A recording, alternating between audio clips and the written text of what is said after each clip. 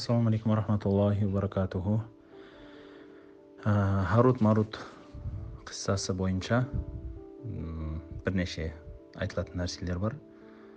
Біріншіден ижмали, жалпы уақиға сондай Харут Марут деген періштелер болғандығы, олар жұртқа сиқырдың кейбір бөлімдерін үйретіп ескертуші болғандығы Бабіл деген жерде Құранда айтылған бойынша және ахад сахи хабарларды біз инкар шығармаймыз.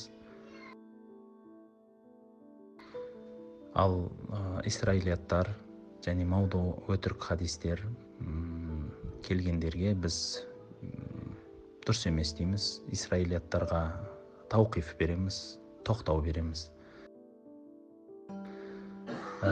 Мен тәпсір жөнінде айтылған сөздерім тек исраилият хабарлары, тауқиф үшін ғана айтылды.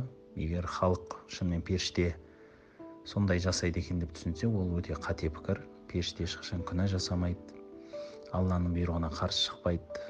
Алла тағала қалай десе солай орындайды, және оларда нәпс болмайды, яғни андай хайуани нәпс қалау деген нәрсе болмайды. Осылай деп сенеміз. Тек тәпсір жөнінде машһур уақиғаны ғана айтылды, бірақ шынымен енді аяқ жағы дұрыс бітпеген екен. Мен тараптан бұл қате, оны мойындаймын. Ақида жағынан біз оларды масум деп білуіміз міндет болып қалады.